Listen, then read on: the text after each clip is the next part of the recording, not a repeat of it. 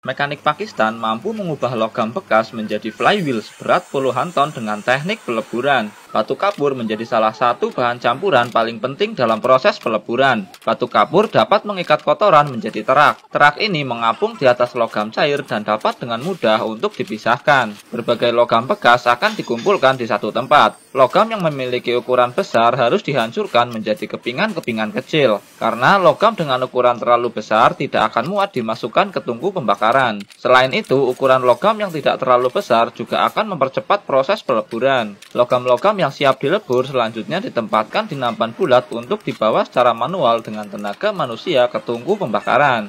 Semua proses yang ada masih dilakukan secara manual. Tungku terletak di lantai 2, sehingga para pekerja harus naik turun tangga sambil membawa beban yang cukup berat di atas kepala mereka. Kekuatan fisik mereka tentu sudah tidak diragukan lagi. Bayangkan saja berapa kali mereka naik turun tangga dalam sehari. Di dalam tungku ini, besi akan dibakar dengan api bertekanan tinggi. Suhu yang dihasilkan bisa mencapai 5000 derajat Celcius. Tak diragukan lagi, besi akan dengan cepat berubah menjadi cair. Di tempat inilah proses pencetakan akan dilakukan. Pasir yang digunakan untuk dijadikan cetakan bukanlah pasir yang sama untuk membangun rumah. Pasir cetak harus memiliki sifat mampu bentuk dan tingkat kehalusan yang tinggi. Ukuran lubang yang digali harus disesuaikan dengan ukuran flywheel yang akan dibuat. Flywheel yang sudah jadi digunakan untuk acuan bentuk. Flywheel ini ditanam di lubang yang sudah digali dan ditekan untuk memadatkan bentuk cetakan. Mereka harus memastikan cetakan yang terbuat benar-benar padat agar tidak mudah hancur saat digunakan. Bagian samping dari lubang galian juga harus dipadatkan.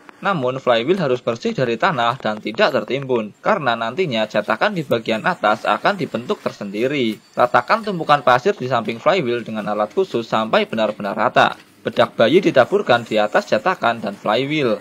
Bedak ini berfungsi agar cetakan bagian atas tidak menempel dan menyatu dengan cetakan bagian bawah. Proses selanjutnya yaitu membuat cetakan bagian atas. Pasir yang sama ditaburkan di atas flywheel sampai benar-benar menimbun flywheel, namun belum dipadatkan. Besi persegi yang dibuat khusus diletakkan di atas flywheel. Desain ini bukan tanpa alasan. Lubang berbentuk kotak mampu menahan pasir cetak agar tidak jatuh dan hancur saat cetakan bagian atas diangkat. Potongan besi khusus ditancapkan ke dalam cetakan melalui lubang kotak. Besi ini akan mengikat pasir cetak di bawahnya, sehingga saat diangkat, semua pasir cetak akan terbawa oleh kerangka besi kotak ini. Potongan besi ini harus dibasahi dengan air terlebih dahulu, agar lebih baik dalam mengikat pasir cetak. Timbun kerangka dengan pasir cetak sampai menutup semua permukaannya. Setelah itu, padatkan pasir cetak sampai benar-benar padat tanpa celah sedikit pun. Batang besi bulat digunakan untuk memadatkan pasir cetak di dalam kerangka. Ini sangat penting dilakukan karena celah udara sedikit saja di dalam cetakan akan mengacaukan proses pembuatannya. Saat bagian dalam benar-benar dipastikan padat tanpa celah, selanjutnya timbun kerangka dengan pasir cetak dan injak-injak permukaannya sampai benar-benar padat. Buat lubang kecil dengan pipa besi kecil. Lubang ini berfungsi untuk mengalirkan udara bertekanan tinggi saat logam cair dituangkan ke dalam cetakan.